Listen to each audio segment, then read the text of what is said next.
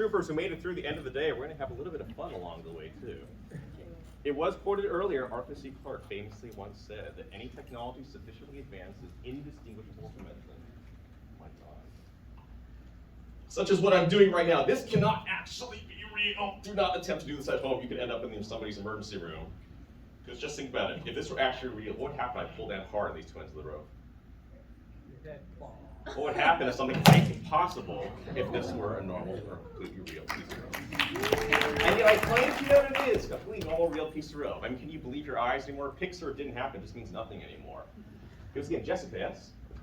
Could you go ahead and thoroughly examine this rope and confirm for everyone that it is completely normal? Thank you so much. Even Jessica confirms it's a completely normal piece of rope. There's nothing weird about it at all. She looks unsatisfied. Please go ahead and thoroughly take a look at that. No hidden assistance, no trapdoors, doesn't stretch, doesn't come apart. It's a piece of rope, just like you find in any bedroom, yes? This is important because I'm going to demonstrate a classic illusion. I'm going to cut this piece of rope in half and then magically restore it back together. Well, as physicians, we have to restore patients back to health all the time. But also as an educator, I thought rather than try to trick you today, it might be more interesting to show you, step by step, exactly how these illusions are created. Would you all like to see this? Yeah. Would you all like to see this? Yeah. Fantastic. Trauma shears from the hospital. You can go ahead and grab those. There you go. Heavy duty. I washed most of the blood off. It's okay. Could you go ahead and cut that right through there? Be careful, the beige part is the rope. The flesh-colored part is the performer here. Fantastic. Thank you. Did it look like you cut the rope? Did it feel like you cut the rope? If you actually cut this rope, what should I be holding right now? Two exactly equal pieces of rope. Two approximately equal pieces of rope. It's okay. Were you a surgeon? No. Just as well, just as well. It's okay, this could happen to anybody. If this happens to you, just take your two pieces of rope, you just wind them together, and then you just stretch them out until they're back to about the right height. No? You look confused. I'm sorry. We'll start over. I got a piece of rope. All you have to do, I know, maybe I'm going too fast. I'll try to break this down and be more fair. I've got two ends of the rope. I'm putting away in my pocket. Look how fair this is. I can't even touch the ends anymore, but they just pop over to this side, which means the middle is in my pocket. If you want to examine this, you can look at anything you want. Still, you will not see anything because there's invisible forces at play. Static electricity binds the ends of the rope together. See, if I just rub some static on here, and rub some static on here, you end up with like two pieces of rope that all just come together in one continuous. It's okay, dude. I got a spare set of ends here. All I have to do is just tie that back onto the loop, and now you're back to your piece of rope. Some of you are having fun. Others look really unhappy right now. I'm trying to show you how this works. You think there's something weird with the rope. It's not. It's a technique. It's not the stuff. It's a skill. It's the people behind it, right? You got to use a lot of tension. You got to pull tight. Just because you pull tight, some of the ends will actually come off. See what happens? We're trying to part the loop here. Grab one of the ends, just pop them back off. Right now.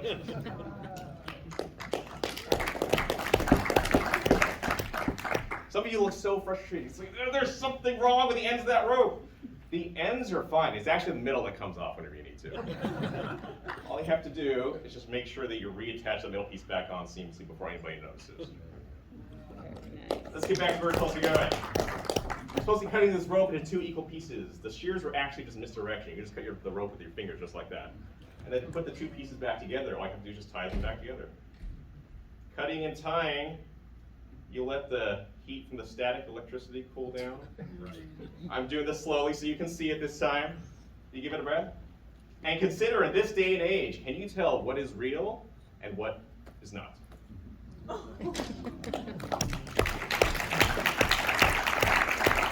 got these stronger shears and actually really get in here.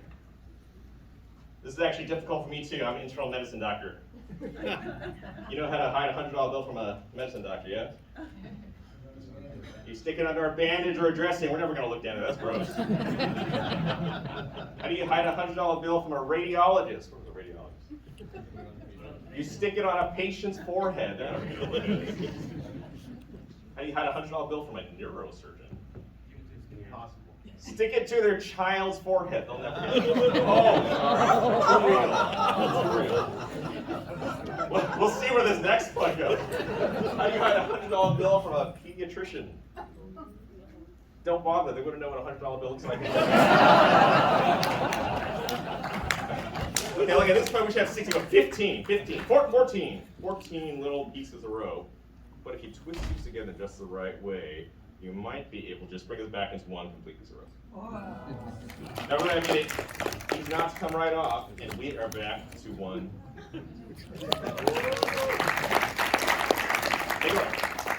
Greetings, everyone, and welcome to a discussion on the potential of AI technologies for healthcare. Before we dive in, allow me to introduce myself, although that phrase may take on a surreal meaning today. I'm not the real speaker, nor did the real speaker write this introduction. The voice you're hearing, the image you're seeing on the screen, and even these introductory words were all generated by AI systems. We are actively amidst the arrival of a set of disruptive technologies that are changing the way all of us do our work and live our lives. These profound capabilities and potential applications could reshape healthcare, offering both new opportunities and ethical challenges. To make sure we're still anchored in reality, however, let's welcome the real-life version of our speaker. Take it away, Dr. Jonathan Chen, before they start thinking, I'm the one who went to medical school. Whoa. Weird. I don't know, Dr. Land, do I actually have to be here? I'm pretty sure AI gets to give my presentation for me at this point. I certainly hope and wish AI systems will start automatically managing my overwhelming flood of emails and basket messages that are climbing in every day. By now you should realize, right? We're right in the middle of a disruptive technology wave. All the big tech companies are in arms race against each other, trying to get a hold of this. There's a feeding frenzy of investments. Everyone's trying to jump in because they see what's going on, realizing a lot of it's also hype, but also there's something very real happening right now. Good or not, ready or not, Pandora's box has already been opened, and people are using these tools for every possible reason you can imagine, and many you probably didn't imagine and maybe thought weren't intended. If not to use medical advice and diagnose and treat themselves, it's clear regular people are using this to diagnose and treat their dogs. I gave a version of this presentation to several house staff several months ago, and halfway through, one of them stopped me and said, wait, we are totally using ChatGPT in ICU rounds right now. Are you saying we should not be using this as a medical reference? No. No, you should not use this as a medical reference. Doesn't mean you can't use it. Just understand what it is and what it is not. Yeah? Some of this has been covered. It was a great review by Dr. John Lee. Thinking about autocomplete, right? You search for something, coronary artery, what happens? Then the thing says, do you want coronary disease, coronary calcification? How does it do that? How does it know what you were thinking without you having even completed your thought? It looked at the last thousands, millions of times somebody searched for these words, and it just counted up how often it happens. 13% of the time they ended up typing coronary disease, 6.5% of the time it's coronary calcification. Every one of these numbers, it's learned from past experience and data, is a parameter. The model has learned about how different words are associated with each other. But why stop at search terms? Let's throw every book ever published, every PubMed article, every Wikipedia, every newspaper article, every Reddit Twitter conversation, throw them all into an increasingly large language model and learn even more word associations. Strange thing about these systems is they are starting to demonstrate emergent properties as they grow in scale. It's just autocomplete. What's the big deal? Really weird. They start to look like they can do question answering, summarization, translation, generation of ideas, and reasoning with a theory of mind. That seems really bizarre, even to people who've been studying these things. Such a like, whoa, that's weird. This is just autocomplete. What is going on? Then again, maybe it's not that strange or bizarre, because all of your intellectual and emotional thought that you prize so dearly, how do you express that but through the medium of language and words? So maybe it's not that surprising if a computer is so good at manipulating words, it creates a very convincing illusion of intelligence. We've seen some of the examples already, ambient documentation, yeah? An obvious first application that this is going to tackle in the near term. Then again, what, can a computer-generated clinical note be any good compared to what the human can actually compose together? This was a study done by some of my colleagues over Stanford. They took a simulated patient conversation transcript, the patient and the doctor talking to each other, and then they gave that to a bunch of real human doctors, medical residents, and they asked them to write a history of present illness based on this conversation. And then they also gave that transcript to a chatbot and said, chatbot, can you generate the HPI? And gave it to another set of doctors to evaluate them in terms of quality, conciseness, correct this. And they basically scored about the same. They also just explicitly asked the reviewers, do you think this HPI was written by a human or a computer? And we were 61% accurate. I know, because I was one of the graders. That's pretty darn close to random. Like, we could not tell the difference. In retrospect, oh my, the thing totally tricked me. I didn't understand how these language models were behaving at the time. Let alone generation of documentation. How about interactive coding, right? What's the most important computer programming language? Is it Python, R, C++? It's English. The most important programming language now is English. Because here you want to generate some Python code to convert an RX norm ID into Snowman. I'm sure there's some way to do it. I really don't know how to do this. You can get that code instantaneously. However, be careful. I ran this several times, and each time it generates code that is syntactically correct, it will compile. However, it doesn't actually work. There's a logic error. It has a misunderstanding of what the web interface is for this service. Right? Because all of these systems right now are highly prone to confabulation. The more popular term is hallucination. I don't really like that term. I don't feel it's medically accurate, because hallucination implies somebody who believes something that is not true. These systems, they don't believe anything. They don't think, they don't know, they don't understand. What they do is they string together words into a sequence that sounds kind of believable, even though there's no underlying meaning.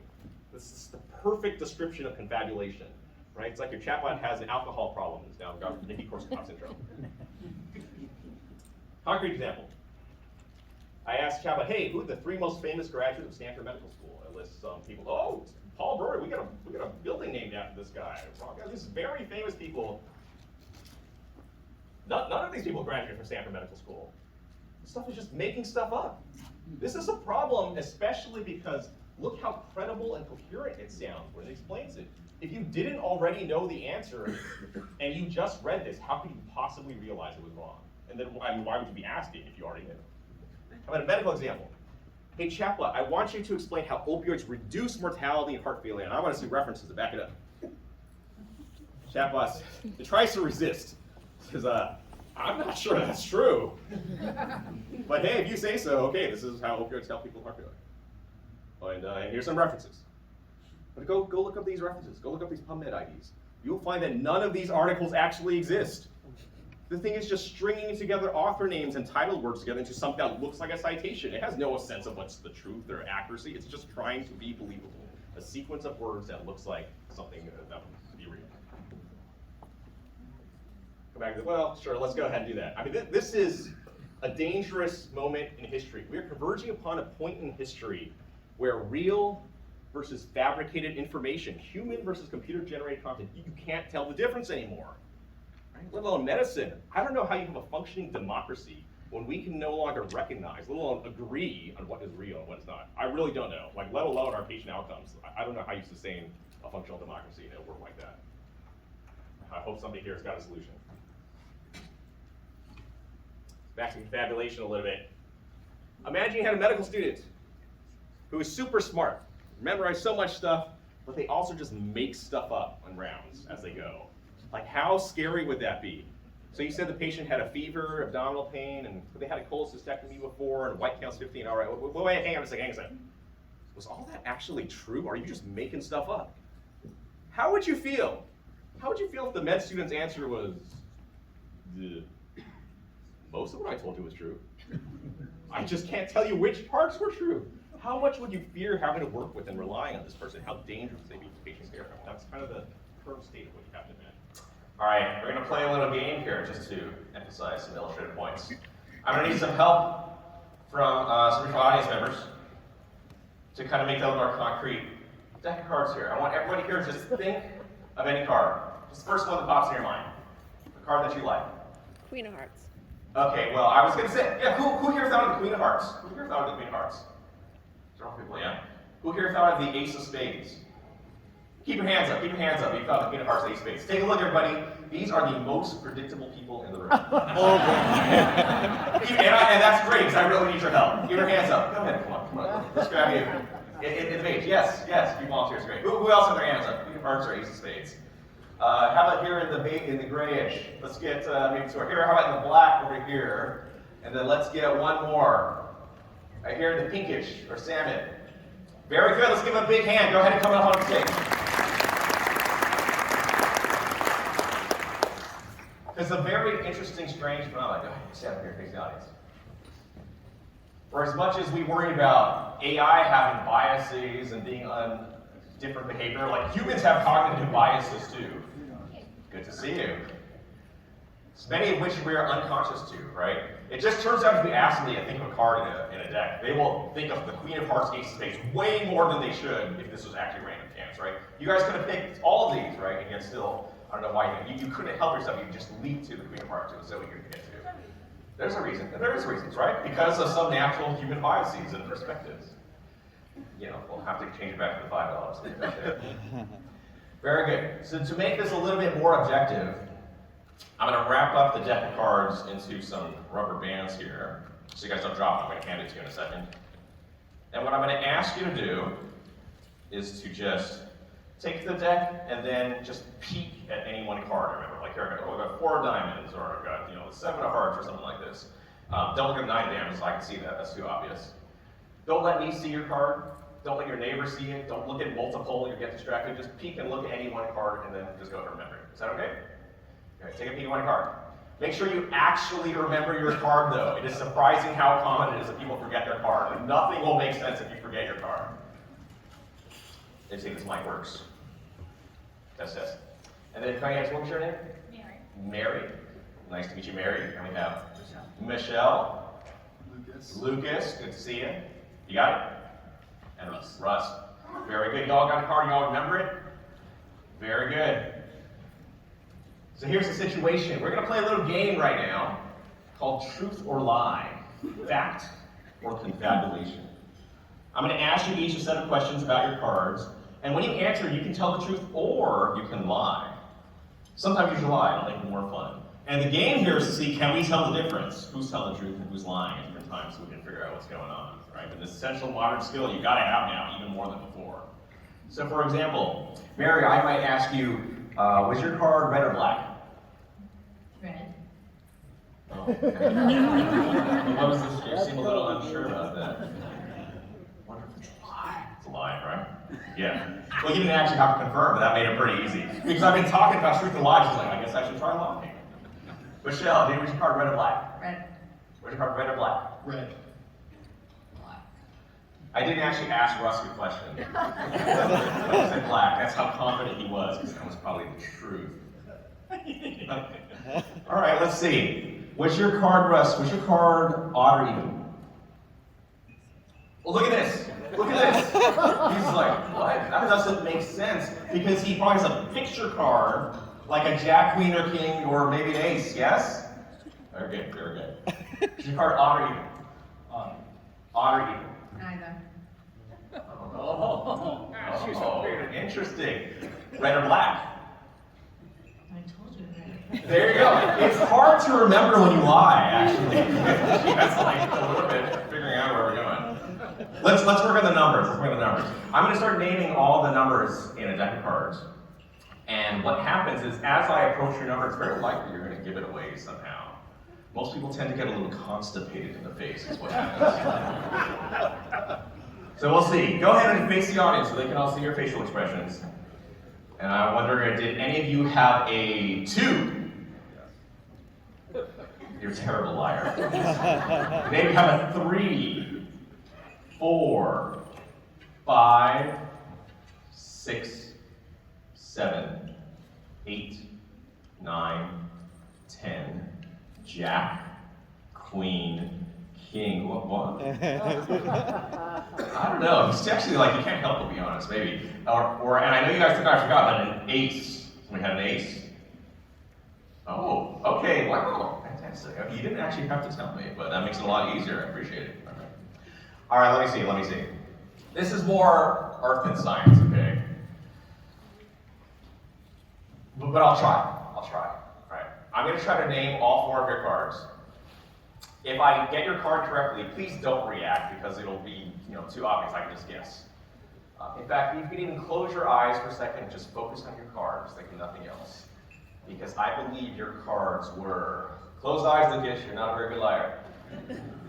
Or the Ace of Clubs, the five of diamonds, the queen of clubs, and the jack of clubs. Mary, if I named your card, could you raise your hand and give us a cheer? Yeah. Michelle, if I named your card, could you raise your hand and give us a cheer? Lucas, if I named your card, could you raise your hand and give us a cheer? Russ, if I named your card, could you raise your hand and everybody cheer? Thank you so much. You guys are amazing. Fantastic. Great to see you, Michelle. Wow. Fact or confabulation? In the modern era, even more than before, you have to be able to tell when somebody is telling you the truth or if something is telling you the truth or just making stuff up as it goes. Keep that in mind as you consider what kind of applications. Everyone's so hyped, they want to try these technologies for everything right now. If you want to do things like language manipulation, summarization, translation, you kind of should just do that right now. It's actually very capable, surprisingly. Natural language programming. Why do you have to memorize Python code? Because you can actually just focus on the problem solving. We barely scratched the surface on generative or creative applications. What these things are really not so good for right now are knowledge and reasoning, right? Even though GPT-4 and similar things are very convincing in the illusion that it seems to know a lot, that's just not what they're designed and optimized for. More and more you're going to see the buzzword of the day is RAG, Retrieval Augmented Generation, right? Hey, chatbot, how do I prescribe morphine? Like, I don't care what the chatbot thinks. Who knows what random corner of the internet it looked at to learn that from? Here instead you can upload a PDF file. Hey, what does this PDF, the CDC prescribing guidelines, say is the right way to do it? And here it does that. It pulls it out. It's basically quoting a little section out of that PDF. This is how I think you should prescribe it, and here's even which page I found that on if you want to trust but verify. Let alone a practice guideline. How about your hospital protocol? How about insurance compliant documentation? How about the patient's entire electronic medical record? Don't copy and paste it into ChatGPT yet. This thing isn't really ready for prime time, but very clear, very predictable, that's where things are going. Right? It's very good at concept extraction. You used to find all the medications in the patient discharge summary and put them in structured tabular format. It's like trivial to do out of the box now. You used to have to hire a natural language processing data science team. They worked for 6 months to do something like this. Now, out of the box, you have surprisingly good functionality like this. And how much of you and your staff or your organization's time is spent paying people to do manual chart abstraction for your billing codes, your quality metrics, literature reviews, all of these things is a very typical, very tedious manual task. Just to give you a little preview, we're experimenting with some things right now. How about a patient comes in to their specialty clinic? Wouldn't it be nice if your pre-charting was already done for you? Summarize the patient's information, got their key questions answered, of the relevant medication and surgeries, and the doctor can just focus on the patient and not have to recollect the same old history. And also, they don't have to spend 10 to 20 minutes digging through the EMR trying to find it and collate it all. So we want to know what happened. We asked 30 structured questions. You can't say, computer, summarize this patient's chart, because it'll come out with a paragraph, and is that good or bad? Is that right or wrong? It's actually very hard to define what that means. So instead, we turned to 30 binary questions to make it discrete and verifiable. So out of the box, basically GPT-4 had about 75% agreement with manual review by a couple of physicians. So this stuff is not actual magic, right? It didn't just magically perfectly get a perfect understanding of the patient's chart. Then again, 75%, like a couple years ago, we got 0%. It would be impossible to even imagine doing something like this just a few years ago. And for what it's worth, even though the computer's only 75% agreeing with the physicians, it turns out the physicians only agree with each other about 83% of the time. So there's a certain ceiling that you can reach. Clinical labels that we talked about, right, are sometimes kind of funny. Well, what sepsis to you? I don't know. Does this really count? A broader point I want you to think about is not just where we are, but where are we going? This chart represents the accuracy levels of different progressing language model systems on different medical QA systems. You can think medical licensing exam type questions. I had students working on this several years ago. So, oh, these cool new BERT transformers come out. Let's try this out, medical question answering. I wonder how well it would do. Several years ago, it was getting like 35% accuracy. Like, I mean, it's better than random. I guess that was a kind of a neat class project, but it's clearly unusable. I stopped paying attention to this technology for years. It's just not good enough to be useful. Then, what was it? Just a year and a half, less than a year and a half ago, ChatGPT emerges, and then like, whoa, that thing out of the box, no special training, could kind of just barely pass the medical licensing exam questions. I had colleagues who said, well, yeah, sure, but if you want a doctor who barely passed medical school, you feel free to use this chatbot. All right, this thing ain't smarter than me. But that is not the right way to think about this. This stuff was unusably bad a few years ago. Now it's like barely passing. It's not that hard to project where this is going in the not that distant future. And indeed, a matter of months later, GPT-4, MedPalm 2, so many more emerging systems are coming out. And now they can handily answer these questions well past the passing threshold, probably better than your average doctor would. Then again, what is this, like multiple choice questions? Totally artificial. Nobody's job is to answer multiple choice questions, right? We have to deal with very complex, open-ended reasoning and much more nuanced situations. We raced to get this study out last year, where we took an open-ended clinical reasoning exam that we give our medical students, right? Here's a clinical vignette with some useful information, some irrelevant information. Just like in real life, a real patient's HPI, they don't actually know what's relevant. You have to figure out how to tease it out of them. And then we ask them to summarize in less than 200 words. Give us a differential diagnosis. Justify your reasoning with the right supporting factors. And importantly, we have a grading rubric, right? Because students will answer with a paragraph. We have to have a systematic way to assign a score to those very complex paragraphs of answers we're giving you. Race to that, turns out, out of the box, GPT 3.5 is like barely passed this exam without any special tuning or prompting or further training. A major medical journal was reviewing this, was on the brink. They were clearly about to publish this. And then I think it was like March 14th rolled around. They said, oh, GPT-4 just got released. I believe your study is now obsolete. Could you please redo the entire thing? Oh, we raced to get this done in like 2 weeks. And then a month later, the study is obsolete. I'm giving this anecdote to really accentuate how fast the pace of this technology is moving around. We are right in the middle of this very disruptive technology wave. You cannot keep up with it. And if you wait for it to settle down, you're going to get left way, way far behind. Your ability to cope and adapt a human system moves linearly, if even that. Maybe it's logarithmic, it feels like that sometimes.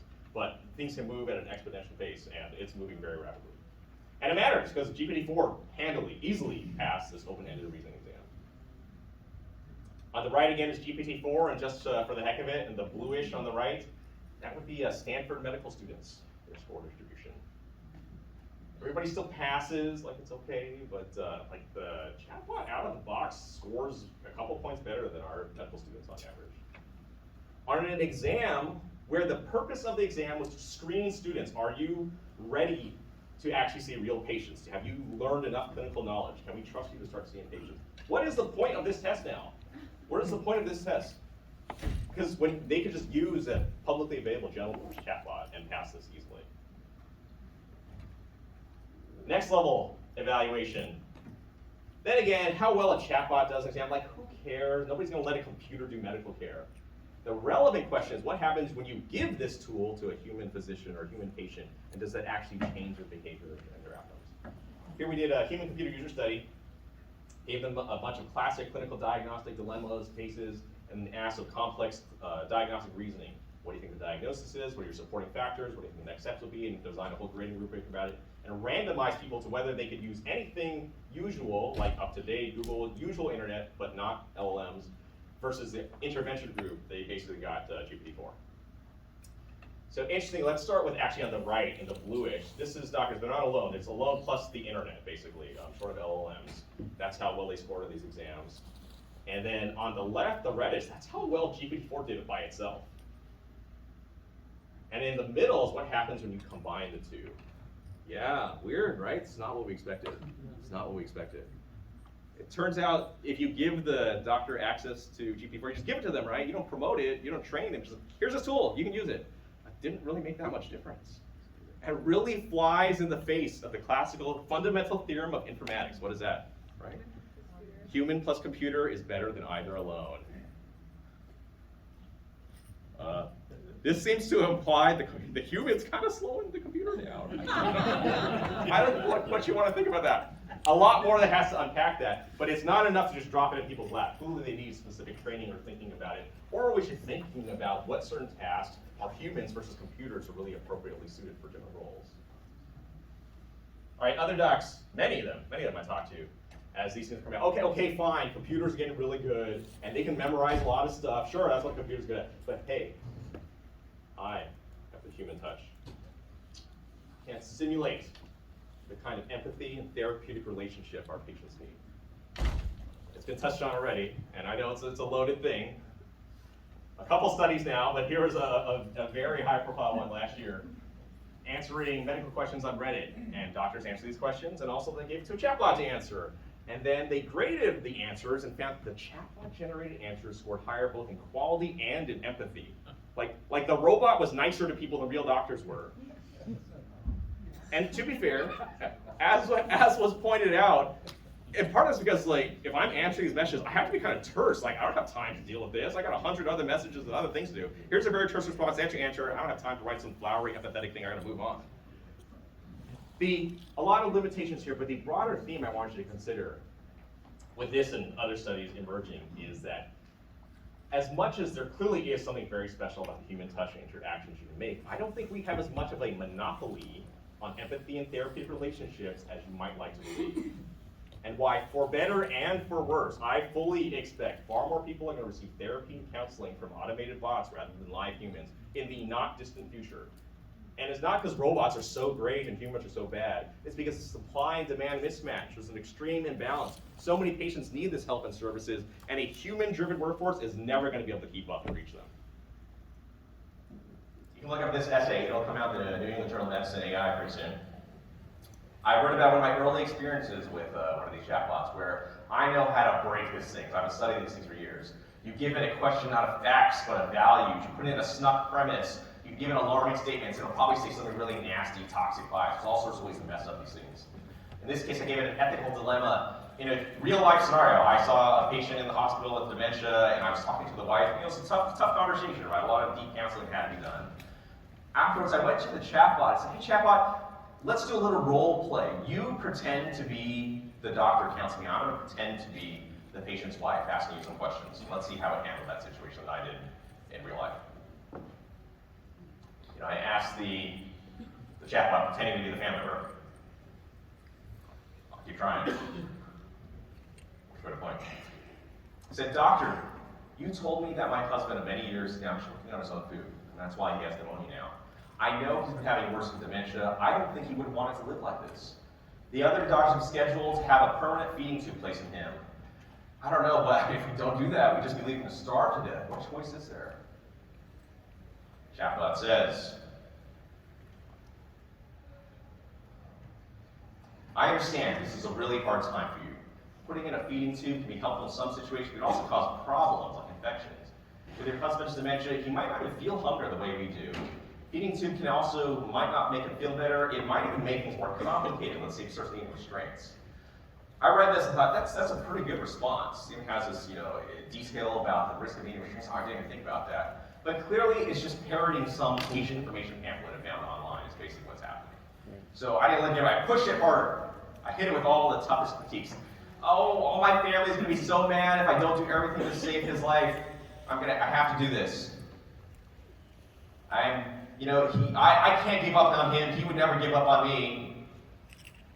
Maybe AB can help me put a slides on it for her. He had a difficult life, always fought through the hardest situations and made it through. Chatbot said, your feelings are totally understandable. If your husband was a fighter, you feel like going ahead, he's aligned with his character and his approach to life. That's important to consider. Love and a shared history give you insights into what you might want that nobody else has. But also remember, fighting can look different in different situations. Sometimes the fight is more time, sometimes it's for peace and comfort. Just make sure you're fighting the battle he would want in his current condition. This is not an easy decision. It's okay to take the time you think through. Chatbot wins. Yeah. What's human zero, chatbot one. This is just a couple excerpts. Read the full essay. I do many iterations of that. After doing several iterations, holy smokes, I feel very uncomfortable. I'm pretty sure this chatbot is starting to provide better counseling than I did in real life. After I got over some of the existential angst of that, I did also think optimistically though. Well, you know what? If we can take some of these human-computer interactions, I wonder if this could actually make me a better human doctor.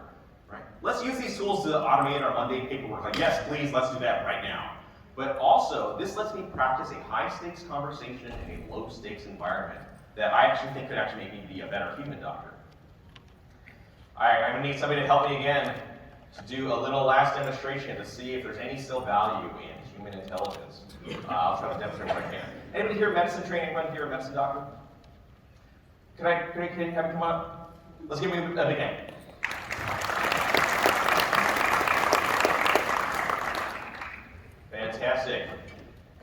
Great to see you. Ooh, must be here in a fantastic area. Let's come more center stage here. Medicine doctor, yes? It's good to be up here. It is. Thanks very much. Fantastic. So, internal medicine, so this book means something to you? You recognize that? No.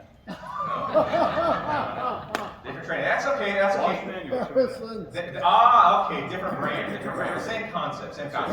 We got pocket medicine here. Almost every doctor, every medical student knows what this is. Whether this or the Walsh manual, we used to call this thing our peripheral brain. You know, you're trying to make it through your clerkships, your rounds. You have some senior attending berating you, testing you some question, or maybe a patient or family is asking you. You quickly get into your reference. Yes, that's the diagnosis and treatment of that, right? We have to keep track. This is how you tell if you're a good doctor, not how much of this stuff you learn. Dr. Liederman, would you believe that I have memorized every word, every sentence, every paragraph, every diagram, every page of this entire book? No, it's not very long, sure. Well, that was easy. Thanks so much, Dr. Liederman. Hang on a second. Extraordinary claims require extraordinary evidence. There are hundreds of pages of very dense medical information in here. Dr. Liederman, go ahead and take a look. Could you go ahead and, yeah, sure, open to any page you want. Go for your glasses. Go for your glasses. Yeah, my assistant Brian. There you go. Thank you, Brian. Save the day. Go ahead and take a look at any page. And tell me what page number you're on. 118. 118. Take a look at the bottom of 118, the last line. And I believe you will see that it says pocket medicine. Which edition, Johnny? 4th edition. Yeah. Yeah. Okay, it says pocket medicine every page. And also, Dr. I can totally see the page from right here, right? To make this more fair, we need to establish test conditions. Can you go over here and stand here and face that wall? I'm going to face the opposite direction. We're now back to back this way. This is important, right? Because if I were trying to lean over and sneak a peek, you can totally feel me, right? So, perfectly good. Don't let me see it, right? What if I lean in on this side and try to take a peek, right? Like, no, don't let me see it, right? Got it. So now we're shoulder to shoulder, cheek to cheek, so to speak. Go ahead and open the book to any other page, Dr. Liederman. Done. All right, and now read us the title or the first line, or what's on there. The top. Yes, whatever's on the top of the page. Anticoagulant therapy. Anticoagulant therapy. Interesting. What page number is this? 156. Okay. This is like basically anticoagulant for like MI or heart attack. So of course you have UFH, that's unfractionated heparin. Then there's, what is that, enoxaparin, bivalirubin. What was the next one? Fondaparinux. I've never used that. What's next below? Is it a bunch of like additional adjunctive therapies like the table, like beta blockers, nitrates, oxygen, morphine, ACE inhibitors? Is that what it says? That's what it says. There you go. Oh, pretty good. Those are just the headers. Oh, well, okay, let's do another page. Dr. Liederman's not impressed yet. Let's do another page. Go to the next page. What do you got? The next page after that? Or the next page, or whatever one you like. Let's read us the title or the first line of the Crystal deposition arthritis. Of course, crystal deposition, or which that's got to be gout, right? Let's talk about gout. That's right. It is gout, which is described as like monosodium urate crystal deposition into joints or soft tissues. And then it gives some epidemiology. It affects men more than women in a 9-to-1 ratio. Peak incidence in the 5th decade. The most common inflammatory arthritis in men over 30 years old. There's a little table describing different causes of excess uric acid, a secondary hyperuricemia, like if you eat too much meat, seafood, or ETOH intake, or under excretion, which can be due to dehydration, decreased renal function, or diuretism. Check that out. Is that what that said? That's what it says. Are you impressed? I believe this is a good old-fashioned human intelligence. No computers, no AI. I'm just my human brain. Are you impressed yet? Pretty good for Stanford. Any idea how I was able to pull this off? No. Oh, you had your own book. There you go. You know, Dr. Liederman, people are laughing because it feels like we're playing a joke on you, but because of that, I want to see what you do over here. If you go ahead and take my book and go ahead and flip it open and look through every single page, just look through there, and you'll find that, and go ahead and show the audience. My book has been blank the entire time. No. Thank you, Dr. Liederman. You are amazing. I appreciate your help. Of course it was blank. Of course I memorized all of this stuff. you and our patients would deserve and should expect nothing less. I'm going to wrap it up now with a couple quotes. What do you think? Riffing on that classic Arthur C. Clarke comment, Warner Slack once famously said, any doctor that could be replaced by a computer should be replaced by a computer. Many people misinterpret this statement as some kind of advocacy, let's like replace people. What this is saying specifically is that you cannot replace a good human with a computer, no matter how good the computer gets, because we provide very different specific value. Right? Am I worried about my job being replaced? I'm really not. I'm really not. I mean, in fact, with tens of millions in the US alone of deficient access to medical expertise, a whole generation of physicians being burned out by turning into the highest paid data entry clerks in the hospital, I hope emerging computational AI systems will help automate some of our tasks and work so we can reach more patients and regain some of that meaning and joy in our work. So I don't think we're going to be replaced. It was also alluded to, my colleague Kurt Lenglitz would say, while AI is not going to replace doctors, those that learn how to use AI may very well replace those who don't. All right. In our closing minutes here, I'm going to do one last demonstration just to have a little bit more fun. Artificial intelligence, computer systems, internet, basically all just advances in information management systems. For any of you youngins out here, this thing's called a newspaper. It's to transmit our misinformation by printing ink on recycled tree paper. I know, this is crazy. Nonetheless, I would like you to remember some picture or advertisement that you see. Because what I'm about to do is to demonstrate a classic effect where I rip this piece of paper up into shreds and then magically restore it back to the way it was. That is, of course, impossible. Nobody can rip something up in shreds and put it back to the way it was. I mean, it's got to be some kind of trick, which it is. It's a trick. The secret here that any normal magician would never actually tell you is that we never actually tear the newspaper. We create only what you might call an illusion.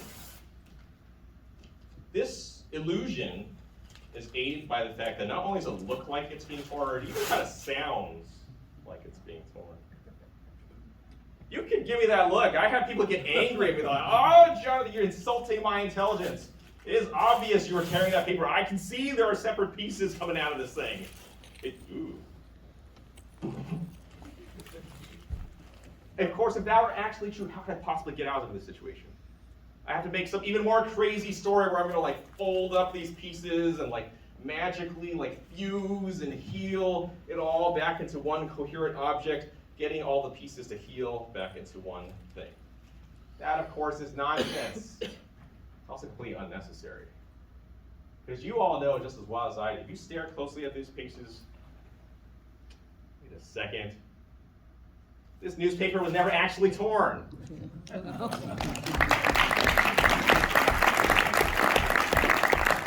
I hear you skeptics out there. It's got the same pictures. It's got the same advertisements. No indication that this newspaper has ever been torn. Thank you very much, everybody. Hope you had a wonderful day.